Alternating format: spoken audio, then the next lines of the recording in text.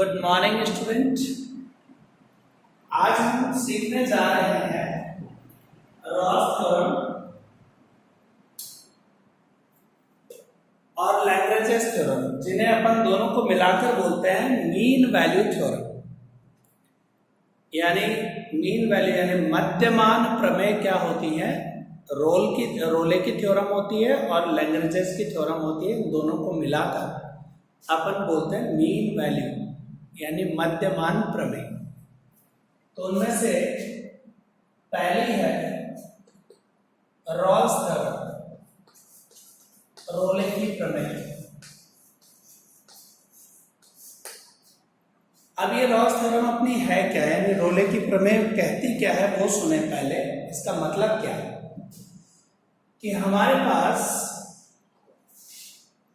एक फलन f(x)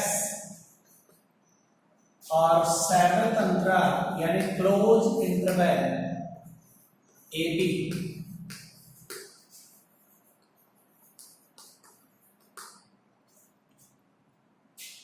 कोई भी फलन किसी सैद्धांतिक अंतराल AB में इस प्रकार से परिभाषित हो कि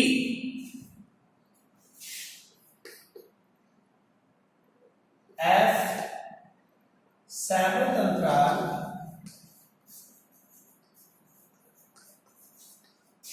AB में सतत हो। दूसरी शर्त f विवृत अंतराल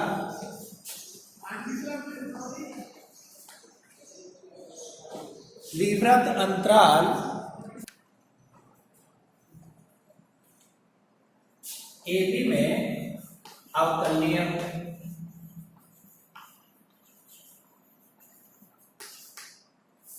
और तीसरी शर्त FA बराबर FB। तो एक C का अस्तित्व इस विवृत अंतराल AB में इस प्रकार होगा कि उसके लिए C जो है f' वो 0 होगा।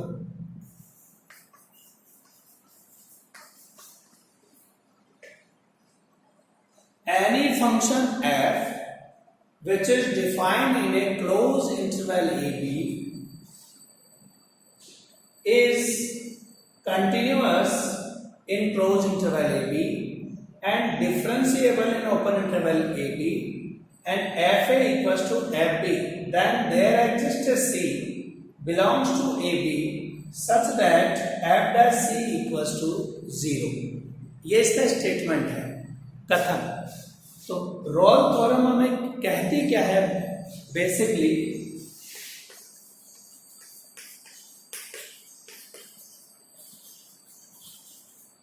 ये हमें कहती क्या है कि कोई भी फंक्शन जो है एक इस इंटरवल में इस तरह से डिफाइन है, परिभाषित है कि इस क्लोज इंटरवल में तो वो कंटिन्यूअस होना चाहिए, यानी इस सैद्धांतिक अंतराल में सतत होना चाहिए। ओपन इंटरवल में डिफरेंशिएबल होना चाहिए, यानी विवृत अंतराल में अवकलनीय होना चाहिए। और जो ये A और B सीधे F में रख दें तो FA और FB दोनों बराबर होने चाहिए। ऐसी सूरत में इस ओपन इंटरवल यानी विवृत अंतराल में एक वैल्यू C ऐसी आएगी जिसके लिए f' का मान 0 होगा। ग्राफिकली अपन इसे देखें ज्यामितीय आधार पर, तो इसका जो ग्राफ बनता है वो कुछ इस तरह से बनेगा। जैसे अभी अपन इसको इस तरह से दिखाएं, ये अपना ग्राफ, इसमें एक कर्व अपना इस तरह से है और इस पर ये तो है अपना x बराबर a वाला बिंदु और इधर ले लिया जाए x बराबर b वाला बिंदु। ये B0 और ये A0 है। तो बीच में एक बिंदु C ऐसा आएगा जिस पर खींची गई स्पर्श रेखा इस x एक्सिस के समांतर होगी। यानी इसके ऊपर यदि अपन ये रेखा खींचते हैं, स्पर्श रेखा इस पॉइंट के ऊपर, तो यहां पर खींची गई ये स्पर्श रेखा एक्स अक्ष के समांतर होती है। तो ये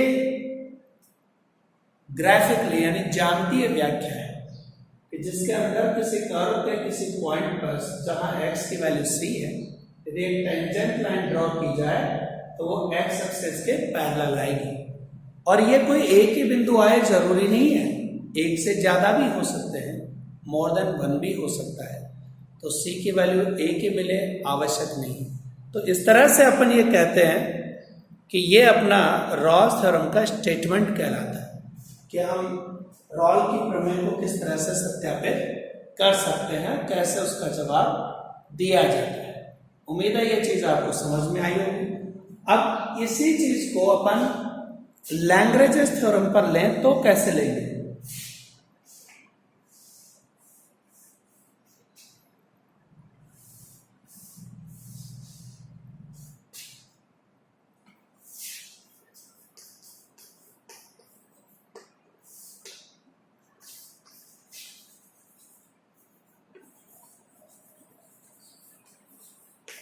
लैग्रेंज थ्योरम क्या कहती है कि यदि फलन किसी सैवृत अंतराल AB में इस प्रकार परिभाषित किया जाए कि वो इस सैवृत अंतराल में तो सतत हो, विवृत अंतराल में अवकलनीय हो, तो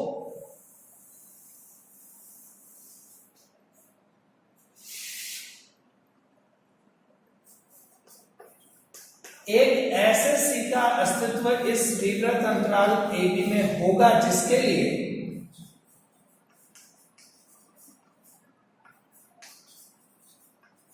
f' का मान fb minus fa upon b minus a के बराबर होगा। अर्थात दूसरे शब्दों में हम यूं कहें कि इधर जो ग्राफ हमने खींचा था, इस बार उसकी स्थिति बदलते हैं। पहले तो मैं जरा इसकी परिभाषा को ढंग से रिपीट कर दूं कि लैग्रेंज थ्योरम जो होती है वो हमें क्या बताती है, वो सुने कि कोई भी फलन f जो है किसी क्लोज इंटरवल AB में इस तरह से डिफाइन किया जाए, परिभाषित किया जाए कि इस क्लोज इंटरवल AB के अंदर तो ये कंटिन्यूअस हो, ओपन इंटरवल AB में डिफरेंशिएबल हो, और इस ओपन इंटरवल में एक वैल्यू c ऐसी आ जाए जिसके लिए f' का मान fb minus fa upon b minus a के अनुसार। तो हम ये कहते हैं कि ये लैग्रेंज प्रमेय इसमें लागू है, लैग्रेंज थ्योरम एप्लीकेबल है। अब इसे ग्राफ में कैसे समझाया जाए तो वो सुने कि ग्राफ क्या बनाता है। देखते हैं।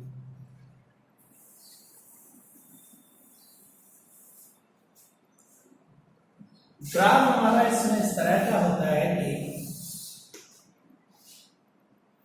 ये अपना कर्व जहां x इक्वल टू a ये वाला पॉइंट है और x इक्वल टू b ये वाला पॉइंट है, तो बीच में एक पॉइंट c कहीं भी ऐसा होगा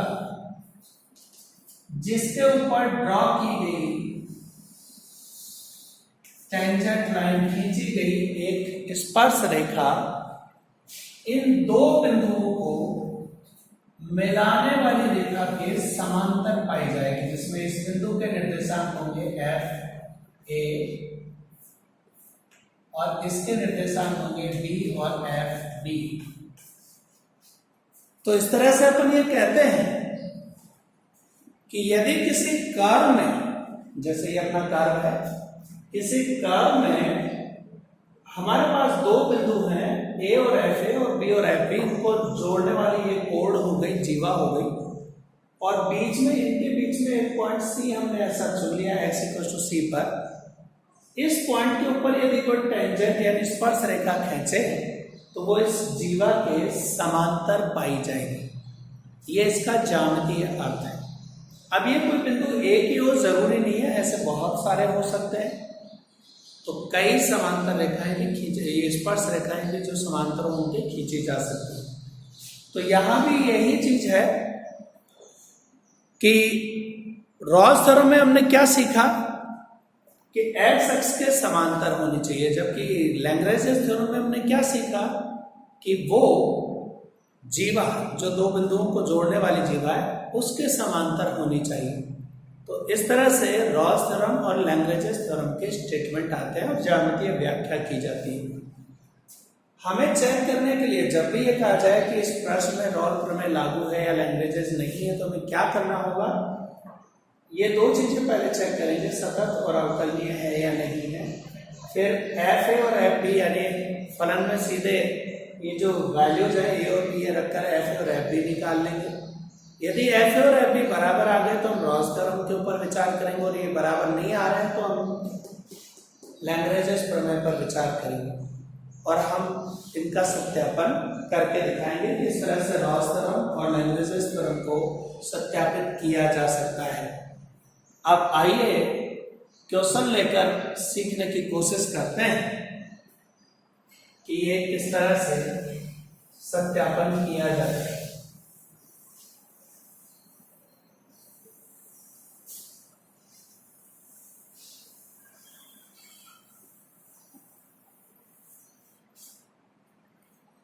तो चलते हैं प्रश्नावली 7.6 पर, जिसमें दे रखा है हमें पहला क्वेश्चन ही ले लेते हैं, जैसे f x equal to e x sine x minus cos x. 7.6 question number 1, जिसमें हमें वैल्यू दे रखी है f x e x bracket sine x minus cos x और x जो है वो बिलोंग करता है π/4 से 5π/4 के बीच।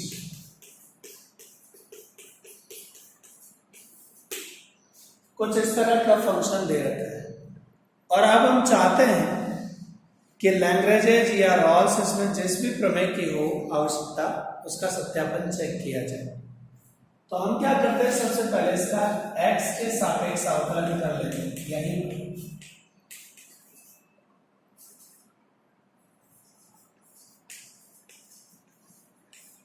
Differentiating with respect to x। इसका अवकलन करें, f डैश x हमारा बन रहा है u इंटू v मेथड पे डाल दिया, ex है पहले और इसका किया तो sin x का बना cos x, cos x का बना माइनस sin x, एक तो ये बन गया। फिर इसी को स्थिर कर दिया sin x minus cos x को, और ex का किया तो ex।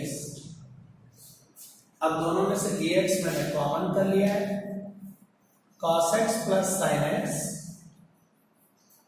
Plus sin x minus cos x। तो cos x से cos x कट गया, ex इंटू 2 sin x। ये हमारे पास f डैश की वैल्यू निकलकर आ जाती है। अब साथ के साथ लगे हाथ एफ बी और एफ ए की वैल्यू भी चेक कर ली जाए। यहीं पर x जिसे अपन a कहते हैं पहले, वो है यहाँ π/4, जो ये है अपना f π/4 e की पावर π/4 sin 45 यानी π/4 माइनस cos 45 यानी π/4। sin 45 1/√2, cos 45 1/√2। तो हमने कहा यहाँ e की पावर x 1/√2 माइनस 1/√2, जिसकी वैल्यू हो गई 0। और अब x इक्वल्स टू b, जिसे 5π/4 कहा, f 5π/4 e की पावर 5π/4 sin 5π/4 माइनस cos 5π/4। आप जानते हैं कि e की पावर 5π/4 है। इसको आप साइन 180 प्लस थीटा के हिसाब से लिखेंगे तो माइनस साइन थीटा में आएगा, यानी साइन π/4 में बदल जाएगा। इसको भी cos 180 प्लस π/4 में लिखेंगे तो ये भी माइनस कॉस हो जाएगा, तो ये प्लस का बन जाएगा। और इसका मान भी वही निकल कर आएगा, e की पावर 5π/4 -1/√2 प्लस 1/√2 और ओवर आ जाएगा 0। ये मान इस तरह से हमने निकाला है। तो आप देख रहे हैं कि एफ ए और एफ बी दोनों के मान इक्वल जा रहे हैं हमारे पास, ये दोनों मान 0 में आ रहे हैं, बराबर आ रहे हैं। ठीक है, तो अब हमारे पास जो सिचुएशन बन रही है उसके अनुसार हम इसके अंदर तीनों शर्तों की बात कर लेते हैं। तो उसके लिए मुझे थोड़ा मिटाना पड़ेगा अब इसमें, आप ध्यान दें।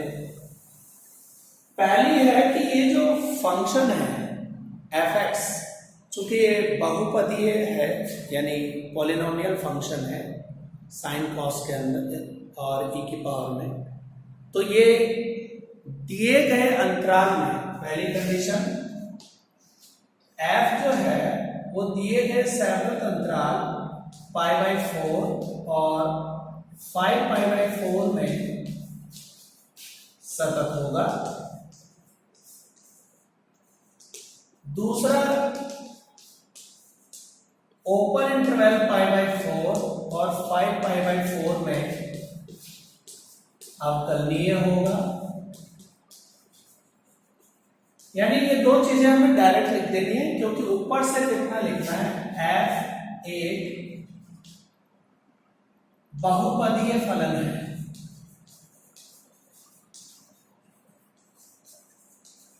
इसलिए ये दो शर्तें पूरी हो गई। और अब आप तीसरी शर्त भी देख रहे हैं कि f π/4 भी 0 आ रहा है, f 5π/4 भी 0 आ रहा है। तो f π/4 equals to f 5π/4 is 0। ये अपनी तीसरी शर्त पूरी हो गई। तो तीन शर्तें पूरी होने के बाद अब अगला अपना जो काम चलता है वो एफ डैश पर चला करता है। रॉल्स थ्योरम के लिए अपन क्या करते हैं, एफ डैश सी को 0 बताते हैं। इसलिए there exist c belongs to open interval π/4 to 5π/4, जिसके लिए एफ डैश सी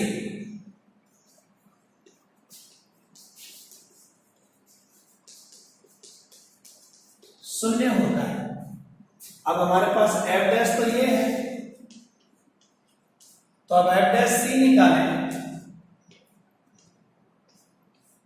तो हम लिखेंगे e की power c into 2 sine c 0 के लिए 2 e की पावर c का डिवाइड उधर कर दें तो अपन कहते हैं साइन c 0, और ये वैल्यू साइन पाई की भी होती है और 0 की भी होती है। मैंने पाई की ली, तो इससे c की वैल्यू आ गई पाई, जो बिलोंग करती है इसी इंटरवल π/4 और 5π/4। और हम कह देते हैं चूंकि ये c इसमें एडजस्ट कर रहा है इसलिए रोल प्रमेय का सत्यापन होता है।